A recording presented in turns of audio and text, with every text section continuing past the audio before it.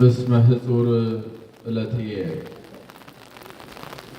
በስመ አብ ወወልድ ወመንፈስ ቅዱስ አሐዱ አምላክ።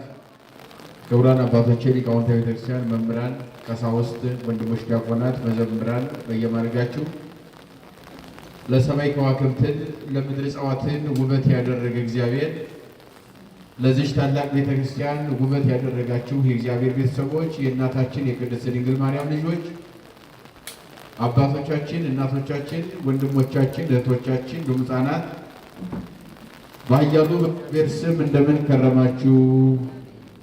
እንደምን ሰነበታችሁ? እንደምን ዋላችሁ?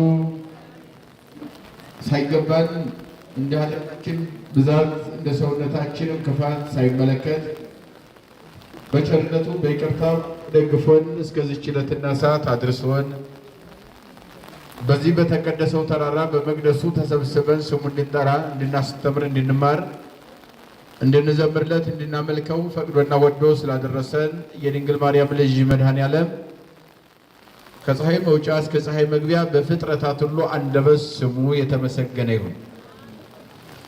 እንግዲህ ያው ጠለ ሰማይ እየወረደ ነው። ትንሽ ያው ለእኛ ትንሽ ከበድ ይላል። እናንተን እያየን ለማስተማር ትንሽ ይከብዳል። ያው ጥላ ያልያዛችሁ ጥላ ወደ ያዙ ቤተሰቦቻችሁ ጠጋ እንድትሉ፣ እንደገናም ደግሞ መጠለያ አካባቢ ቀረብ ብላችሁ ወደ እንድትጠጉ እያሳሰብን በተቻለ መጠን የእግዚአብሔርን ቃል እንማማራለን። እግዚአብሔር ምስጢሩን ይግለጥልን። አሜን በሉ እስኪ። ሐዋርያው ብርሃነ ዓለም ቅዱስ ጳውሎስ የአዲስ ኪዳኑ ኮከብ በምስጢር ክንፍ የሚበረው ታላቁ ሊቅ ነገረ ቅዱሳንን፣ የቅዱሳንን ጉዳይ፣ የቅዱሳንን ሁኔታ፣ የቅዱሳንን ታሪክ በሚገባ እስከ ጥጉ በገለጠበት አንቀጹ በዕብራውያን መልእክቱ ምዕራፍ 11 ቁጥር 33 ላይ እስመ ህጹር ዕለትየ ጊዜ ያጥርብኛል ይላል። እስኪ በሉ ምን ያጥርብኛል? ምን ያጥርብኛል? ጊዜ። ለምን ይሆን ጊዜ ያጠረበት? መጽሐፍ ቅዱስ ስናነበው እያንዳንዱ አንቀጽ በአንቀጽ ብልት ብልቱን ስንመለከተው እጅግ በረቀቀ ሁኔታ ይነግረናል። በነገራችን ላይ ብዙ መጽሐፍ ቅዱስ ይዘው መጽሐፍ ቅዱስ ያልገባቸው፣ መጽሐፍ ቅዱስ ተሸክመው የሚዞሩ ግን መጽሐፍ ቅዱስን መረዳት ያልቻለ አይምሮ ተሸክመው ያሉ ሰዎች ቅዱሳን በመጽሐፍ ቅዱስ አልተሰበኩም፣ ቅዱሳን የሰበከ ሐዋርያ የለም፣ እስኪ ለምንድን ነው እናንተ ኢየሱስን ብቻ የማሰብኩት ብለው ለእኛ ሊነግሩ ይሞክራሉ። መጽሐፍ ቅዱስን ለዚያውም ማለት ነው። እንግዲህ የእኛ አባቶች መጽሐፍ ቅዱስን በየደረጃው እየተረጎሙ ሲያስረዱን እውነቱን ለመናገር እያንዳንዱ የቤተ ክርስቲያኗ ስብከት መጽሐፍ ቅዱሳዊ የሆነ ከመጽሐፍ ቅዱስ ውጪ የሆነ ስብከት እንደሌላት አስረግጠን እንናገራለን። ነገረ ቅዱሳንን ሐዋርያው እንዴት አድርጎ እንደሰበከው፣ ነገረ ክርስቶስን በሰበከው ልክ ነገረ ቅዱሳንን እንዴት አድርጎ እንደተረጎመ እንዲያብራራ ለዚያውም ደግሞ የራሱ ምዕራፍና አንቀጽ ሰጥቶ ማለት ነው። ምዕራፍ 11 ዕብራውያንን ስታነቡ ስለ ሃይማኖትና ሃይማኖተኞች ቅዱሳንን ነው የሚተረጉመው። እነሱም ብቻ ቅዱሳንን ብቻ ሰብኳል። ለዚያውም ለእነማን መሰላቸው የሰበካቸው? አዲስ ኪዳንን አንቀበልም፣ ወንጌል ዲቃላ ሕግ ነው፣ ሕጋችን ኦሪት ነው፣ አባታችን አብርሃም ነው፣ ሕግ ጸሐፊያችን ሙሴ ነው፣ ለሙሴም የገለጠ እግዚአብሔር ነው የሚሉ ከሰማየ ሰማያት ወርዶ ከድንግል መወለዱን መድኃኔዓለምን መቀበል ያልቻለ ዓለም ዕብራውያን የተባሉ አይሁዶችን ነው ነገረ ቅዱሳንን ለአይሁድ ነው የሰበከው። የቅዱሳንን ሁኔታ፣ የቅዱሳንን ታሪክ፣ ተጋድሏቸውን ደግሞም በቅዱሳን ክብር ላይ በቅዱሳን ላይ የእግዚአብሔር ክብር እንዴት እንደሚገለጥና እንደሚያንጸባርቅ በፀሐይ ሰሌዳ ላይ ብርሃን እንደሚጎላ በቅዱሳን ሕይወት ላይ የክርስቶስ የባህሪ አምላክነቱ ጎልቶ የሚሰበክበት እንደሆነ አስረግጦ ሐዋርያው ያስረዳል። ሲጀምር ሃይማኖት ይላል። ተስፋ የምናደርገውን ነገር የምናረጋግጥበት መንገድ ነው ይላል። እስኪ በሉ ሃይማኖት በሉ እስኪ ተስፋ የምናደርገውን ነገር የምናረጋግጥበት ነው። አያችሁ፣ ለምሳሌ ዓለም ሲፈጠር እኛ አልነበርንም። ከቃሉ ጋር ናችሁ። ዓለም ሲፈጠር ያለ ሰው የለም እዚሁ መካከል አሁን የለንም። ዓለምን ሲፈጠር ግን እንደነበርን አድርገን እናምናለን። ትጠራጠራላችሁ? ሰማይና ምድርን እግዚአብሔር በመጀመሪያ ፈጠረ ሲል ሙሴ ይህንን ከመጻፉ በፊት ሙሴ ራሱ ከመወለዱ በፊት ስንት ሺህ ዘመን ነበር ዓለም ከተፈጠረ እስከ ሙሴ ድረስ የነበረው? ወይም ከአዳም እስከ ሙሴ ዘመነ አበው ተብሎ የሚተረጎመው ይሄ ዘመን ሲረቀቅና ሲተረጎም በየደረጃው ሲቀመጥ 3300 ዘመን ነበረ። 3300 ዘመን በፊት የተፈጠረውን ዓለም በሱ ዘመን እንደተፈጠረ አድርጎ በመጀመሪያ እግዚአብሔር ሰማይና ምድርን ምን አለ? ፈጠረ ብሎ ሙሴ ጽፏል ማለት ነው። ለምን በየታየው ሙሴ ሰማይና ምድር በመጀመሪያ ይፈጠር፣ በኋላ ይፈጠር፣ በመካከል ይፈጠር ማን ነው የነገረው ለሙሴ? ሙሴ እንዴት አይቶ ጻፈ ካል በእምነት ነው ያየው። ከቃሉ ጋር ናቸው። በምንድን ነው ያየው? በእምነቱ አየው። አማኝ ስለሆነ እግዚአብሔር ሚስጥሩን ሁሉ ገለጠለትና ያልነበረበትን ዘመን እንዲያደረገው እግዚአብሔር ማንን? ሙሴን። ያየው በምንድን ነው ከተባለ በእምነት መነጽር ነው። በእምነት ርቆ ያለውን ነገር አቅርቦ አሳየውና ሰማይና ምድር እንዴት እንደተፈጠረ በ6 ቀን ውስጥ 22 ስነ ፍጥረትን እግዚአብሔር ጠንቅቆ እንደፈጠረ በሰባተኛው ቀን እንዴት እንዳረፈ አስረግጦ ሙሴ ጽፎልናል። በምን አየ ከተባለ ሃይማኖት በሚባለው አይን ሁሉም ማየት ይቻላል። ነቢያት በዘመናቸው የነበረውን ከነሱ በፊት የነበረውን አለፍም ሲል ደግሞ ዓለም ሳይፈጠር የነበረውን ነገር የማየት አቅም አላቸው። በእምነት አያችሁ፣ ያልተፈጠረን ዓለም ሁሉ አይተዋል። ዓለም ሳይፈጠር እግዚአብሔር ንጉሥ ነበረ። ያ ንጉሥ የነበረው እግዚአብሔር ዓለምን ፈጥሮ በማይከለ ምድር በቀራንዮ መድኃኒትን አደረገው ለዳዊት። ወደፊት ከ1000 ዘመን በኋላ ቀራንዮ ተሰቅሎ ዓለምን እንደሚያድን ከሱም በፊት ደግሞ 3500 ዘመን የነበረው ደግሞ ዓለምን ሳይፈጠር እግዚአብሔር እንዴት እንደነበረ በመካከል ላይ ሆኖ አገናኝቶ እየተናገረ ማን ነው ሲባል ዳዊት ነው። ከሱ በፊት ሳይፈጠር ዓለም የነበረውን ዓለም እንዴት አየው? ወደፊትስ ጌታችን ከ1000 ዘመን በኋላ ከድንግል ተወልዶ ዓለምን እንደሚያድን በቀራንዮ ሥጋውን እንደሚቆርስ ደሙን እንደሚያፈስ ዓለም ሁሉ እንደሚድን ይህንን እንዴት አየ? ወደፊት 1000 ዘመን ወደ ኋላ ደግሞ 3500 ዘመን በመካከል ላይ ዳዊት እንዴት ሁለቱን ዓለም አገናኘው ሲባል በእምነቱ አየው ዳዊት። ከቃሉ ጋር ናቸው ይመናል። በምን አየው? በእምነት አየው። አያችሁ፣ እነኚህ ናቸው እኮ ቅዱሳን። ቅዱሳን እኮ እነኚህ ናቸው አባቶች። ያልታየን ዓለም ያዩዋል፣ ሰንጥቀው አይተውታል። ኢሳይያስን ተመልከቱት። ድንግል ማርያም ልትወለድ 700 ዓመት ይቀራል። 700 ዓመት ግን ኢሳይያስን አልገደበውም። እነሆ ምልክቱ አለ፣ ድንግል ትጸንሳለች፣ ወንድ ልጅ ትወልዳለች፣ ስሙ ማን ይባላል? አማኑኤል ይባላል። ትርጓሜውም ደግሞ እግዚአብሔር ከኛ ጋር ነው ማለት ነው። አያችሁ፣ ገና አማኑኤል ሊወለድ ድንግል ገና ልትወለድ ሐናና ኢያቄም ገና ሊወለዱ 700 ዓመት ይቀራል። በሌለች ሐና በሌለ ሐና ማኅፀን በሌለ ኢያቄም በሌለ የኢያቄም አብራክ ድንግልን አያት። አያችሁ፣ ሃይማኖተኛ ቅዱሳን የምንላቸው የተለዩ ማለት ነው። ቅዱሳን ማለት ከቃሉ ጋር ናቸው። ምን ማለት ነው? ቅዱሳን ማለት ቀጥታ ሲተረጎም የተለዩ ማለት ነው። ልዩዎች ማለት ነው። ከምንድን ነው የሚለዩት? ከዓለም። ከምንድን ነው የሚለዩት? ከዓለማውያን። ከምንድን ነው የሚለዩት? ምንም ነገር ቅድስና የጽድቅ ሥራ ከማይሰሩ። ከምንድን ነው የሚለዩት? ጣዖት ከሚያመልኩ። ከዓለም በሙሉ የተለዩ ራሳቸው ለእግዚአብሔር ዓለም የሆኑ ማደሪያ ማለት ነው። የእግዚአብሔር ማደሪያ የሆኑ እግዚአብሔር ራሱ ዓለም ያደረጋቸው ማደሪያው ያደረጋቸው የተለዩ ማለት ነው። በዚህ በኦሪት ዘሌዋውያን ኦሪት ዘሌዋውያን 3ኛው የኦሪት መጽሐፍ ነው። 19ኛው ምዕራፍ 1ኛው ቁጥር ላይ ወይም በ19ኛው ምዕራፍ ኦሪት ዘሌዋውያን ምዕራፍ 19 ቁጥር 1 ላይ ስታነቦ ወይ ቤሎ እግዚአብሔር ለሙሴ እግዚአብሔርን ሙሴን እንዲህ አለው፣ ሁር በድሎሙ ለእሉ ሕዝብ፣ ይህንን ሕዝብ ሂድና እንዲበለው እንዲህ ብለህ አስተምረው፣ ወንግሮሙ ንገራቸው፣ ምከራቸው፣ ግለጽላቸው፣ አሳያቸው አለው። አስተምራቸው፣ ምከራ አለና ምን አለው መሰላችሁ? ኩሉ ቅዱሳነ እስመ አነሂ ቅዱስ፣ እኔ አምላካችሁ ቅዱስ ነኝና እናንተም ቅዱሳን ሁኑ በላቸው። እስኪ በሉ እኔ አምላካችሁ በሉ እስኪ ቅዱስ ነኝና እናንተም ምን ሆኑ?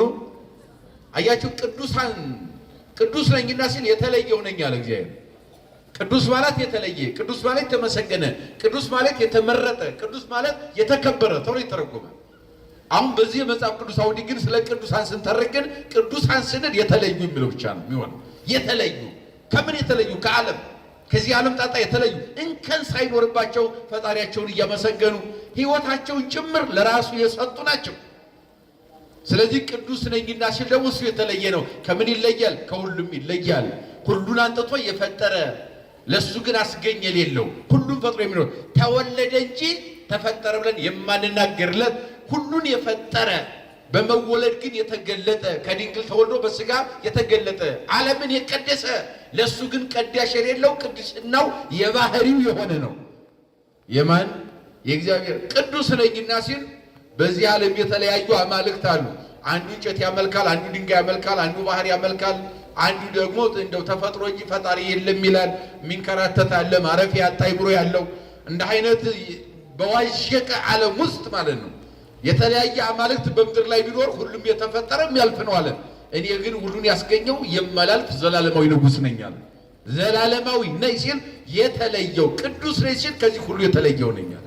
ሁሉን ያስገኘው አስገኝልኝ፣ ነገስታትን የማነግስ የምሽር፣ ጌቶችን የምገዛ የጌቶች ጌታ የነገስታት ንጉሥ ነኝ አለ። ለባለጸጎች ሁሉ ሀብትን የሰጠው በምድር ላይ ለሰዎች የሰጠው፣ ለእኔ ግን ሰጪና ነሽ የሌለኝ ሁሉ የራሴ የሆነ ሰጥቼ የማያልቅብኝ አምላካችሁ ቅዱስ ነኝና እናንተ ደግሞ ምን ሁኑ? ምን ሁኑ? ቅዱሳን ሁኑ። ሲተረጎም ደግሞ እኔ ከጣዖት የተለየው ልዩ አምላክ እንደሆን፣ ከአማልክት የተለየው ልዩ አምላክ እንደሆን፣ እናንተ ደግሞ ጣዖት ከሚያመልኩ ሰዎች ተለይታችሁ ከዓለም ተለይታችሁ የኔ ሁኑ ማለት ነው። ቅዱሳን ሁኑ። ስለዚህ ቅዱሳን ስንላቸው የእግዚአብሔር የሆኑ ማለት ነው። የማን የሆኑ? ዓላማቸው ሁሉ ማን የሆነ? ኑሯቸው ሁሉ ለማን የሆነ? ለእግዚአብሔር የሆነ። አያችሁ፣ የነኝህ ህይወት ሲሰበክ የኛን ህይወት ይመራዋል ማለት ነው። መንገድ ለጠፋብን ለኛ መንገዳችን ነው የቅዱሳን ህይወት። ወደ ማን? ወደ እግዚአብሔር የሚያገናኘን፣ ወደ ቅድስና ህይወት የሚያገናኘን። አያችሁ፣ ከእግዚአብሔር ጋር ተሳትፎ እንዲኖረን እንድንሆን በስጋ ወደሙ እንድንታተም እነማን እንከተል ስንል ቅዱሳንን ነው። የተለዩ ናቸው ከዓለም የተለዩ ስለሆነ ማለት ነው። ስለዚህ ሐዋርያው ብርሃነ ዓለም ቅዱስ ጳውሎስንም ስንመለከተኝ ነው እየነገረን ያለው። ሃይማኖት አለ ወይም እምነት ተስፋ የምናደርገውን ነገር የምናረጋግጥበት ነው አለ። ሲጀምር ዕብራውያን 11 ቁጥር 1 ላይ አንቀጸ ሃይማኖት ይባላል። በሐዲስ ኪዳን ሊቃውንት አስተምሩ ይሄ ማለት ነው። ስለ እምነት ጉዳይና አማኞችን የሚተነትን ማለት ነው። ቀጥና እምነት ምንድነው ካላችሁኝ፣ እምነትን እናንተ በፊት የነበሩ አባቶቻችሁ እንዴት እንደገለጡ ብሎ በአቤልና በቃየል ይጀምራል። አያችሁ፣ አማኝ በሁለት መንገድ ይገለጣል። ቅዱስ አማኝና ዝም ብሎ አማኝ አለ። አቃሉ ጋር ናቸው። ቅዱስ አማኝ ማለት ከሁሉ ተለይቶ ራሱን ለማን የሰጠ ማለት ነው። ደግሞ እኔና እናንተ ደግሞ ዝም ብለን አማኞች ብቻ ማለት ነው። በአባቶቻችን በቅዱሳት እናቶቻችን ልክ ባንሆንም ግን ከዓለም ተለይተን የእግዚአብሔር ነን። እኛ የማንን? ከዓለም የለየን አምላክ ክብርና ምስጋና ይግባው። የማንን? የእግዚአብሔር ነን። ለዚህም ነው ጌታችን ሲናገር ምን አለ? ሐዋርያትን በጊዜ ይከተሉ የነበሩ ክርስቲያኖች ምን አላቸው? ከዓለም ተገኛችሁ እንጂ የዓለም አይደላችሁም ይላል ወንጌል። እስኪ በሉ ከዓለም በሉ እስኪ ተገኛችሁ እንጂ የዓለም አይደላችሁም የኔ ናችሁ እያለ ነው። አያችሁ፣ የእሱ ያደረገን አምላክ ክብርና ምስጋና ይግባው። አያችሁ፣ የኔ ናችሁ። የተገኛችሁት ከዓለም ነው። አዎ፣ በዓለም ምንለው ምድሩን ነው። ዓለም ምንለው ጠፈሩን ሰማዩን ነው። ዝናብ የሚያዘንብ ጠፈር፣ ይሄ አርሰን ቆፍረን ቤት ሰርተን የምንኖርበት ምድር ይሄ ዓለም ይባላል። አጠቃላይ ርዕበ ሰማይ ግዘፈ ምድር፣ የምድር ግዝፈትና የሰማይ ስፋትና ምጥቀት ይሄ በሙሉ ዓለም ይባላል። ወደኛ ስናመጣው እኛ ራሳችን ዓለም ነን። ከቃሉ ጋር ናችሁ። ምንድነን እኛ? እግዚአብሔር ዓለምን እንዲሁ ወዶታልና አንደኛ ልጁን ላከ ይላል። አያችሁ፣ ሰጠ ልጁን። አንድ ልጁ የተሰጠው ዓለም ለማን ነው ከተባለ ለኔና ለእናንተ ነው። ዓለም ያለን እኛ ነው። በዚያው ላይ ሲተረጎም ማለት ነው። ከዚያ አቤልና ቃየል አማኝ ነበሩ ይላል። ያምኑ ነበረ። በነገራችን ላይ እንደው ይሄ ነፍሰ ገዳዩ ቃየልም እግዚአብሔርን ያምናል።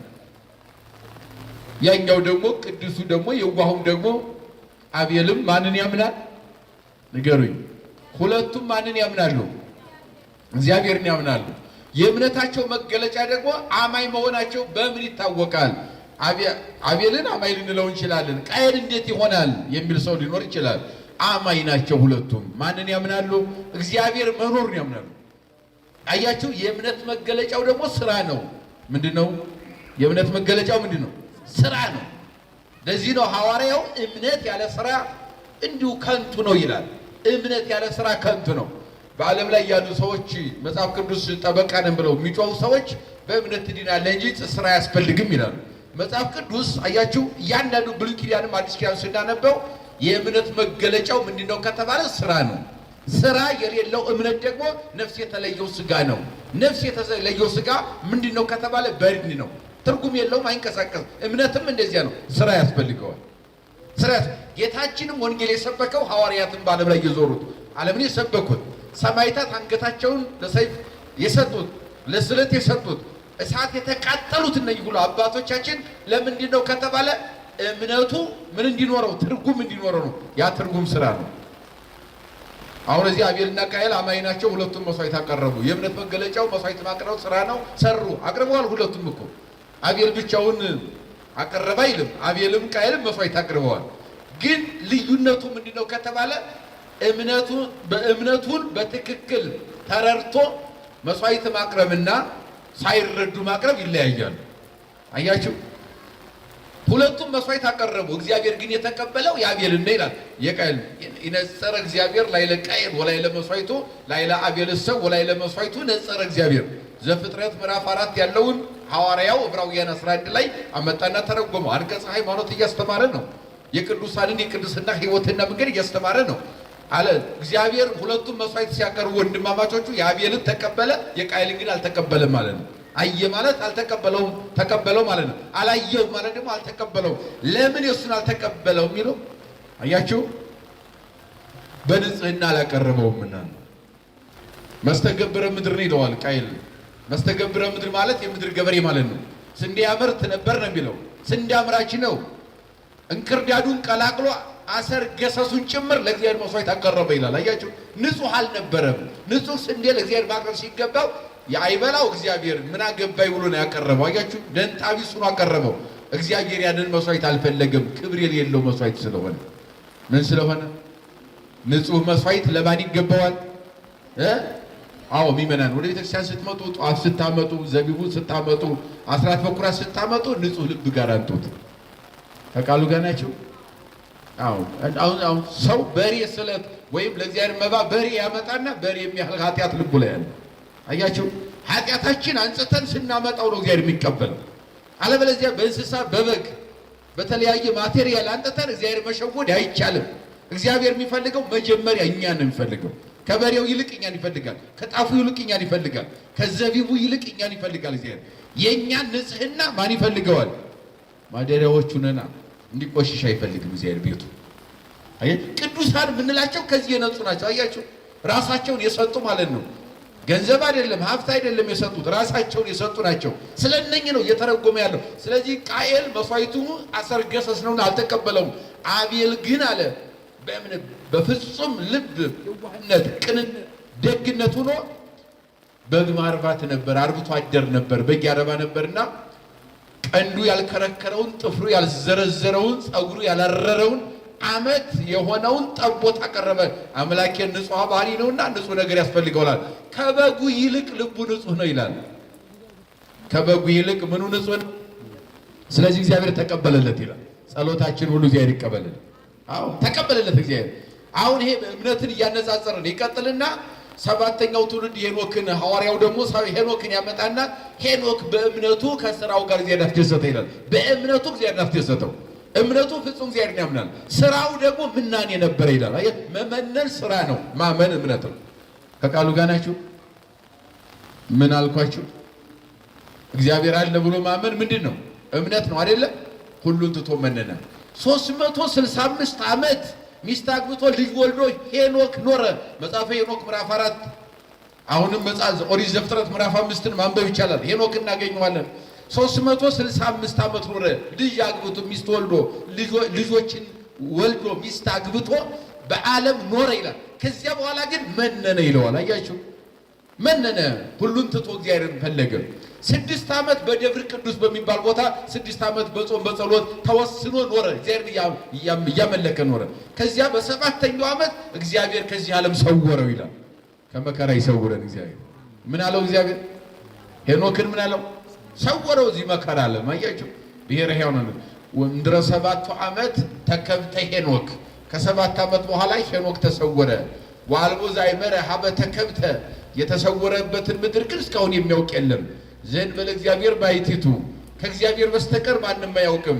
እምሰማይ ታይተው ወምድር ላይ ለ ከሰማይ ዝቅ ከምድር ከፍ ያለች ብሔረ ሕያዋን የተባለች ዓለም ናት። ወአልቦ ዘአምራ ለይቲ ምድር ዘእንበለ እግዚአብሔር ባሕቲቱ ከእግዚአብሔር በስተቀር ያንን ዓለም አያውቀውም።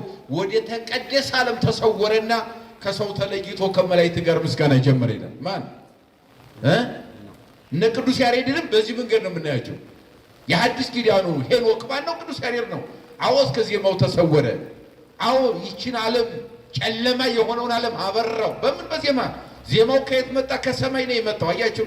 እንደውም ያሬድ ማለት ርደት መውረድ ማለት ነው። ከቃሉ ጋር ናችሁ?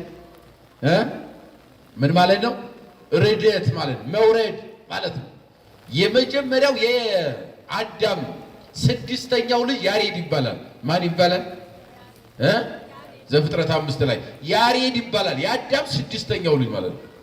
የሄኖክ አባት ማለት ነው። በሌላ አባባል የሄኖክ አባት ያሬድ ይባላል። የአዳም 6ኛ ልጅ። በዚያ ዘመን ላይ አያችሁ እንደው ወሰመይዎ ስሙ ያሬድ፣ ስሙን ያሬድ ብሎ ጠራው አባቱ። ያሬድ ማለት ርዴት ማለት ነው። እስመ በመዋዕሊሁ ወረዱ ደቂቀ ሴት እምሰማይ ዲበ ምድር፣ በሰማይ ሰማያውያን የሆኑ ኑሯቸው ሁሉ ሰማይ የሆነ ቅድስና ገንዘብ ያደረጉ ደቂቀ ሴት ከሰማይ ወደ ምድር የወረዱበት ዘመን ስለነበረ መውረድ ስለሆነ ያሬድ አለ። ርዴት ነው ብሎ ሲተረጎሙ ይህ አዲስ ኪዳኑን የእኛን ቅዱስ ያሬድ ደግሞ ይሄንን ዓለምን ያበራ የቤተክርስቲያኗ ማይቶት አያችሁ ቁሙ አሁንም የሚያበራ አሁንም ባይን የሚታይ በልጆቹ አማካኝነት በሊቃውንቱ አማካኝነት ቁሞ የሚታየው ታላቁ ቅዱስ ያሬድ ደግሞ እስመ በመዋዕሊሁ ወረዱ ለዚህኛው ደቂቀ ሴት ነው። ለዚህኛው ደግሞ ዜማ መላእክት ዘውቶሙ ግዕዝ ዕዝል ወአራራይ። በዚህ ዘመን ደግሞ እነማን ወረዱ ከሰማይ? ዜማዎች ወረዱ። ምን የሚባሉ? አንዱ ግዕዝ ይባላል፣ ሁለተኛው አራራይ ይባላል፣ ሶስተኛው ዕዝል ይባላል። 3ቱ ዜማዎች ከሰማይ የወረዱበት እነኚህን አውርዶ ለሰው ልጆች ገንዘብ አድርጎ የሰጠው ጻድቅ ምን ተባለ? ስሙ ማን ነው? ያሬድ ይባላል። ስለዚህ ሄኖክ ተሰወረ። የተሰወረው በእምነት ብቻ አይደለም፣ በእምነትና በጸሎት ነው። ጸሎት ስራ ነው። አያችሁት? ምናኔ ስራ ነው። እምነቱ ጋር ምናኔ ሲጨመርበት ተሰወረ። እስካሁን ድረስ ሄኖክ ተሰውሮ ነው ያለው፣ አልሞተም። ዕለተ ምጽአት ከመንጣቱ ቀድሞ 6 ወር ጌታችን ለፍርድ ከመንጣቱ በፊት 6 ወር ቀድመው መጥተው ይጋደላሉ በዚህ ምድር ላይ። አዎ ሐሳውያን መሲህ ይመጣሉ፣ ክርስቶስ ነኝ ብሎ የሚመጡ አሉ። እነኛን ይቃወማሉ። ያን ጊዜ ሰማዕትነት እስከ መቀበል ይደርሳሉ። እነኚህ ቅዱሳን እስከዚያ ድረስ ግን ተሰውረው እስካሁን አሉ። ስንት ሺህ ዘመን ሄኖክ ተሰውሯል። በምን? እምነትና ስራው ማለት ነው። በምኑ? ይህንኑ እየገለጠ ያለ ሐዋርያው ይቀጥላል። ሐዋርያው ከሄኖክ በኋላ ይመጣና 10ኛ ትውልድ ላይ ኖህ የሚባል ሰው በምድር ላይ ጻድቅ ሆኖ ተገኘ ይላል። ዓለም ሁሉ ኃጢአተኛ ሲሆን ምን ሲሆን? እንደ ባዝራ ርቃኑን ሰው ዝሙት ሲፈጽም በአደባባይ አያችሁ፣ ነውር ጌጡ ሆኖ በዚያ ዘመን የነበረ ትውልድ እግዚአብሔርን ዘንግቶ ጣዖት ማምለኩ እሱ እንዳለ ሆኖ በምድር ላይ ርቃናቸው መሄድ ጀመሩ ይላል። ስለዚህ እነኚህ ምድር ሁሉ በሰው ልጆች ኃጢአት ሰቆራረ ኮነት ይላል። እነሆ አጸያፊ ሆና ምድር ሁሉ አጸያፊ ሆና ወበፃ ኃጢአቶም እስከ ጽንፈ ሰማይ። በኦሪት ዘፍጥረት ምዕራፍ 6 ላይ ስታነቦ የኖህን ታሪክ እስከ 10 ድረስ ያለውን ዘፍጥረት 6 ጀምሮ ማንበብ። ምድር አጸያፊ ሆነች ይላል። በሰዎች ምክንያት ኃጢአታቸው እስከ ሰማይ ጫፍ ደረሰ። ማለትም በእግዚአብሔር ዘንድ አጸየፈ ማለት ነው። ያ በሆነበት ሰዓት በምድር ላይ እግዚአብሔር ጻድቅ ሰው ሲመለከት አንድ ሰው አገኘ። ስሙ ኖህ ይባላል። ስንት ሰው አገኘ? አንድ ሰው። ማን ይባላል? ኖህ ማለት ረፍት ማለት ነው። ኖህ ማለት ደስታ ማለት ነው። አያችሁ፣ ኖህ ሲተረጎም ረፍት ማለት ነው። እግዚአብሔር በጊዜው ስሙ ኖህ ተባለ። ለእናት ለአባቱ ማረፊያ ሆኗልና ለአይምሯቸው ልጅ አጥተው ፈልገው አግኝተውታልና አይምሯቸው ስላረፈበት ኖህ አሉት፣ ረፍት ማለት ነው። በኋላ ግን ደግሞ እግዚአብሔር በምድር ላይ ማረፊያ ሰው ሲያጣ ሕይወቱ ለእግዚአብሔር ማረፊያ የሆነ ቅዱስ ሰው ማለት ነው። ኖህ ረፍት ማለት ነው። ምን ማለት ነው? እረፍት ማለት ነው። አያችሁ፣ ደስታ ማለት ነው፣ ሐሴት ማለት ነው። ከዚያ በኋላ በምድር ላይ ሂድና አስተምር ምከር ብሎ ላከው። እሱንም ሰዎች አልሰሙትም።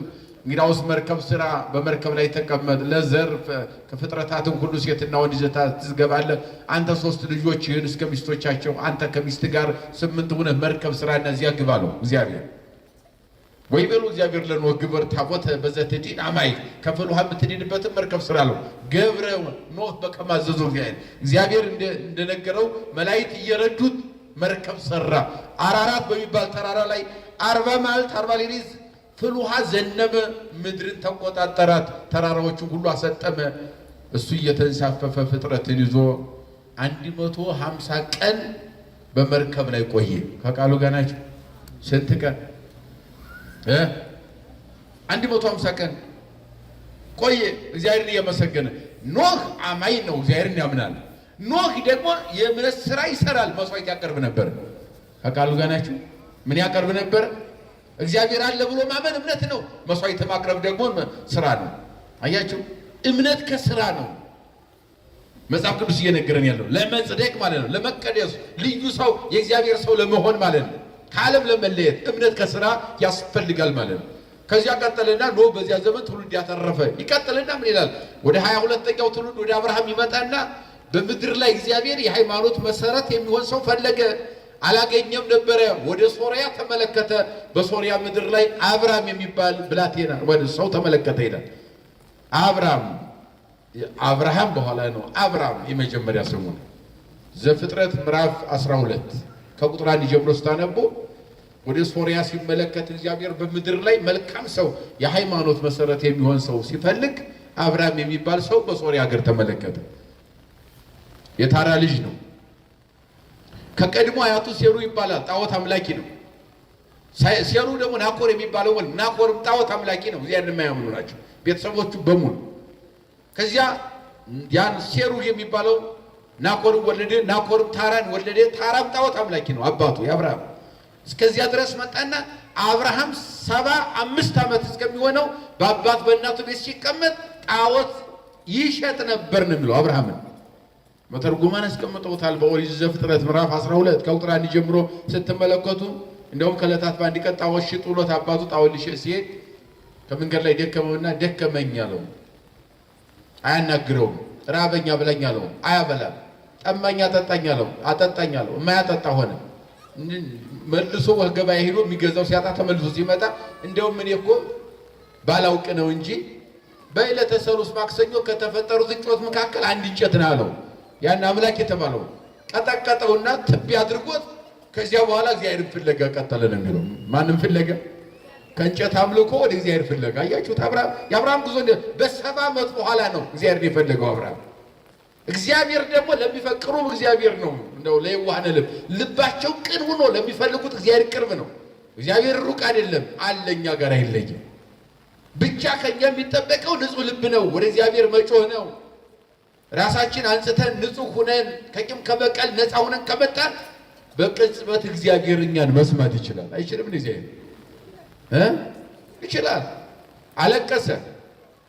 ጣዖት ድንጋይ ሲሸከም እንጨት ሲሸከም ኑሬያለሁ፣ አሁን ግን ቀጥቅጬዋለሁ፣ አላምንበትም። አንተ ግን አናግረኛለሁ። ነፋስ ላምልከዋለሁ፣ ነፋስ ረቂቅ ነው፣ አይጨበጥም። ግን ገደሉ ዛፉ ይገተዋል፣ እንከን አገኘበት። እሳቱንም ላምልካለ፣ እሳትን ውሃ ያጠፋዋል። ውሃውን ላምልካለ፣ ውሃውንም እሳት ያቃጥለዋል። ይገደባል፣ መሬት ይገድበዋል። አያጅ የማይገደብ የለም። ወደ ላይ ተመለከተና ፀሐይን ላምልካለ፣ ፀሐይን ደግሞ ጨለማ ይቆጣጠራታል፣ ይፈራረቃታል። ከዚህ በኋላ ምን አለ? አምላክ ፀሐይ ተናበበኒ፣ ፀሐይን የፈጠርክ ራስህ አናግረኛል፣ ፈልጌ አላገኝህም አለ። አንተ ራስህ ግለጥልኝ አለው።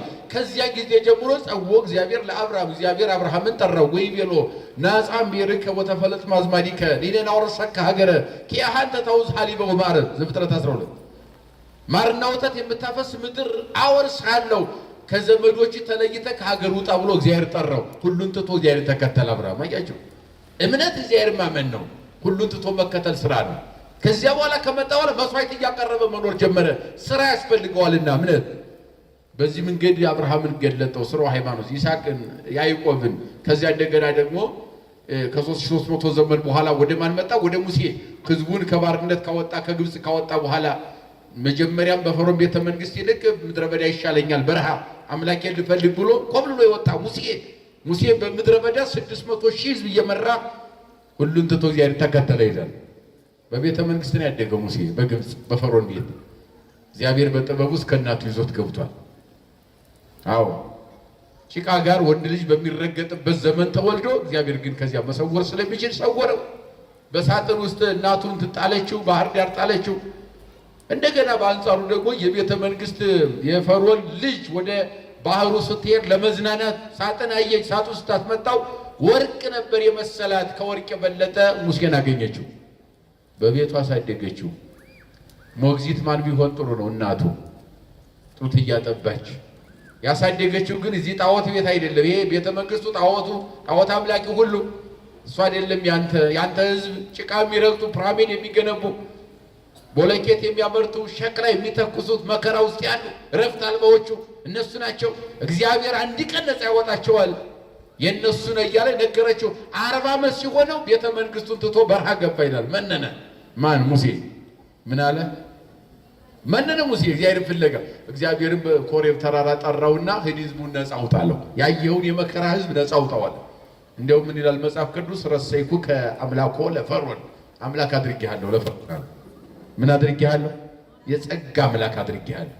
የማደርገውን ድንቅ ስራ ታምራቴን ሁሉ በአንተ ላይ አድርገዋለሁ ማለት ነው። የጸጋ አምላክ ማለት ነው። ታምራቴ ሁሉ በአንተ አማካኝነት ይገለጣል ማለት ነው። አልገድብብህም፣ ሂድ አለው። የፈለግከውን ነገር ሁሉ ማድረግ ትችላለህ ብሎ እግዚአብሔር ሙሴን ጠራው። ህዝቡን ነፃ አውጥቶ በሚጓዝበት ጊዜ ምን አለ? ዋመኮኑ 40 ዓመተ ሙሴ ከሄደ ሙሴ እንደው 40 ዓመት በሆነ ጊዜ ሙሴ የፈርዖን የልጅ መባልን ካደ ነው የሚለው። ከግብጽ በግብጽ ካለ ብድራትን ትኩር ብሎ ተመለከተ። የክርስቶስን መስቀል ተመለከተ ይላል። ወደፊት የሚሆነውን ነገር ከግብጽ ቤተ መንግስት ኮብልሎ ወደ በረሃ መጣ ይላል። እግዚአብሔርን በዚያ ተቀበለ ይላል። አያችሁ፣ የሙሴን በዚህ መንገድ ከገለጠ በኋላ ሐዋርያው ምን አለመሰላችሁ? ምን ተንከ ምን እላለሁ ይላል። ከቃሉ ጋር ናችሁ? ምን ይላል? ምን ተንከ እላለሁ፣ ምንስ እናገራለሁ ይላል ሐዋርያው። አሁን ከዚህ በኋላ ትምህርቱን ሲያጠቃልለው ምን ተንከ እብል፣ ምን እላለሁ፣ ምንስ እናገራለሁ። እዜኑ ከሙ በእንተ ባርቆ ሶምሶን ጌዴዎን ወዮፍታሔ፣ ስለ ባርቅ፣ ስለ ዮፍታሔ፣ ስለ ጌዴዎን፣ ሳሙኤል ወዳዊት፣ ስለ ሳሙኤል፣ ስለ ዳዊት፣ ወበይዳንህ ነቢያት፣ ስለ ሌሎችም ነቢያት ተርኬ እንዳልነግራቸው እስመ ሕጹር ዕለትዬ ጊዜ ያጥርብኛልና። ምን ያጥርብኛል? ስለ ሁሉም ቅዱሳን ተርኬ እንዳልነግራቸው ምን ያጥርብኛል አለ? ጊዜ ያጥርብኛል አለ። ምክንያቱም ምን በታምኖ እየሰማችሁኝ ነው? እነሱ በመታመን በሉ እስኪ እሳትን አጥፍተዋል፣ ነገስታትን ድል አድርገዋል፣ ባህር ከፍለዋል፣ የአንበሳ አፍ ዘግተዋል። በምናቸው ነው አለ? በእምነታቸው። ይህንን ያደረጉ የአንበሳ አፍ ዘግተዋል አለ በእምነታቸው። ማን ነው እሱ? ዳንኤል። ተረፈ ዳንኤል ማንበብ ነው። መጽሐፈ ዳንኤል ምዕራፍ 5-6 ማንበብ ነው። አንበሳን አፍ በእምነታቸው ዘጉት አለ። ዳንኤል ማለቱ ነው። የአንበሳውን አፍ ዘግቶታል። እሳትን አጠፉ አለ። 3 ደቂቅን ማለት ነው። እሳት ገብተው መውጣት ችለዋል ሳያቃጥላቸው። 49 ክንድ የሚነድ ነበልባል ውስጥ ነገስታትን ድል አደረጉ አለ። ሰይፍንም ረገጡት አለ። እነ ቅዱስ ጊዮርጊስ፣ እነ ቅዱስ መርቆሪዎስ፣ እነ ቅዱስ ፋሲለደስ ማለቱ ነው። ዓለምን ድል አደረጉት አለ። ላይበሳትንም አጠፉ አለ። ዓለምን ድል ያደረጉ እነ አቡነ ገብረ መንፈስ ቅዱስ ማለት ነው። እነ አቡነ ተክለ ሃይማኖት ማለት ነው። እነ ክርስቶስ ሰምራ ማለት ነው። እነ ቅዱስ ያሬድ ማለት ነው። አያቸው። ይህን የእነኚህን ሁሉ ቅዱሳን ታሪክ ተርኬ እንዳልናገር ምን ያጥርብኛል? እንደው ስለ ጾም ምዕራፉ ብንናገር፣ ጾም ምዕራፉን ስትመለከቱት መዝሙረ ዳዊቱን ይራቀቅበትና ብሉያትና ሐዲሳቱን ቅዱስ ያሬድ ምዕራፍ የጾም ምዕራፍ በተባለው መጽሐፉ ላይ ይራቀቃል። በተለይ ብሉያቱን ከዚያም ደግሞ ሐዲሳቱን ሊቃውንቱን በደንብ አድርጎ ይራቀቃል ሊቁ። ስለዚህ ነገር ለመናገር ጊዜ ያጥራል። አያችሁ፣ ቤተ ክርስቲያን ጾመ ድጓ በሚባለው ድርሰቱ ላይ ስትመለከቱ 40 ጾም ሙሉ ጾመ ኢየሱስ 40ውን ጾም ሙሉ ከጧት እስከ ማታ ድረስ የሚባል ቃል እግዚአብሔር ሰርቷል። ታላቁ ሊቅ አያችሁ፣ ጧት የነግሃል ከነግ እንደገና የ3 ሰዓት አለ ጾመ ድጓ። ከ3 ሰዓት እንደገና የ6 ሰዓት አለ። ከ6 ሰዓት እንደገና የ9 ሰዓት የ11 ሰዓት ይቀጥላል ማለት ነው። አንዳንድ ጊዜም ደግሞ ሲያስፈልግ የሌሊትም የቀንም አለ። ይሄንን ሁሉ ተርኮ ለመናገር ምን ያጥራል? የሚመና ምን ያጥራል? ጊዜ ያጥራል። በእውነቱ ምን ያልተራቀቀው ነገር አለ? ሰማይንም አየው፣ ምድርንም አየው፣ መቀመቃትን አየው። አያችሁ ከሞት በኋላ ያለውን ህይወት አዲስ ሰማይና አዲስ ምድር የሚመጣው አሁን ያለውን አሮጌውን ሰማይና ምድር ይህን የሚያልፈውን ሁሉንም ነገር ጥንቅቅ አድርጎ ታላቁ ሊቅ ኢትዮጵያ ኦርቶዶክስ ተዋሕዶ ቤተክርስቲያን አምድ ምሰሶ ቅዱስ ያሬድ አያችሁ። አሁን ቤተክርስቲያን እስኪ ያስቡት እንደው አምልኮታችን እንደው ውበቱ ምንድነው ሲባል እኮ የቅዱስ ያሬድ ዜማ ነው። ሌላውንም እንግዲህ ስናየው አዳራሽ ተንጫይቶ ነው እኮ የሚሄደው። አያችሁ ለዚያው በተወሰነ ሰዓት አዳራሽ ላይ ተንጫይቶ የሚሄድ ዓለም ነው ያለው። ወደኛ ቤተክርስቲያን ስርዓተ አምልኮ ስንመጣ ግን ማታ ጀምሮ ሙሉ ሌሊት እንደ ከዋክብት ሲያበሩ የሚያድሩ የቅዱስ ያሬድ ልጆች ያሬድን በአካል የሚያሳዩ ሊቃውንት ያድሩበታል። መንፈሳችን እየታደሰ ያ ቀን እንኳን ደክሞን ማታ የሚመጣው እንቅልፍ እንኳን አድራሻው እስከሚጠፋ ድረስ እንቅልፍን የሚያስረሳ ልዩ የሆነ ውብ የሆነ ስርዓተ አምልኮ ሰጥቶናል። አያችሁ ይሄ ታላቅ ሊቅ ነው የሚከበረው። እንደው በእውነት በአባቶቻችን የሚገባቸውን ክብር ሰብከናል አንችልም። ለቅዱስ ያሬድ እና አባ ጊዮርጊስ ዘጋስጫ አያችሁ ዛሬ የትኛውም ጽንፈ ምድር ጸናጽል ከበሮ ቋሚያ ተዋሂዶ ይዘመራል። የታለ ሌላ ቦታ የለም። አያችሁ የታለ ሌላ ቦታ የለም። ዛሬ ቅዳሴው በዜማ በልዩ ዜማ አያችሁ በልዩ ዜማ ቅዳሴ ሲቀደስ ቀጥ ብለን የቆምንበትን ድካም ሁሉ ረስተን እግዚአብሔርን የምናመልከው በማን ዜማ መሰላችሁ? በቅዱስ ያሬድ ዜማ ነው። እንደው ወባቲ ለዛቲ ቤተክርስቲያን ስርዓተ መላእክት አርያዘ በሰማያት ቤተክርስቲያን ሰተት መሰል በጽርሐ በላይ ነው። አያችሁ ይቺ ቤተክርስቲያን በሰማይ ያለ የጽርሐ አርያም ምሳሌ ናት አለ። በላይ ባለው በጽርሐ አርያም ትመሰላለች። ስርዓቷ ህጓ እንደዚያ ነው አለ። ለምን ኢዮራማ ኤረር ቅድስት መቅደስ ቅኔ ማይሌት ብለን በምድር ላይ ኢዮራማ ኤረርን አስቀምጠነዋል። በነገድ ተከፋፍለው እንደሚያመሰግኑ በቅዱስ ያሬድ ዜማ በሳታቱ በማህሌቱ በመቅደሱ ተከፋፍለው ሊቃውንት ያመሰግናሉ። አያችሁ ሰማያዊ ስርዓት በምድር ላይ የተቀመጠው በአይናችን በአይነ ስጋ እንድናይ ያደረገን ማን ነው ከተባለ ቅዱስ ያሬድ ነው። ስለዚህ ተርከን እንዳንናገር ምን ያድርብናል? የመከረን የገሰጸን ያስተማረን ጌታ እግዚአብሔር አምላካችን ከፀሐይ መውጫ እስከ ፀሐይ መግቢያ በፍጥረታት ሁሉ አንደበት ስሙ የተመሰገነ ይሁን። የእናታችን የድንግል ማርያም አማላጅነት የታላቁ ሊቅ የቅዱስ ያሬድ በረከት ይደርብን ይቆየን።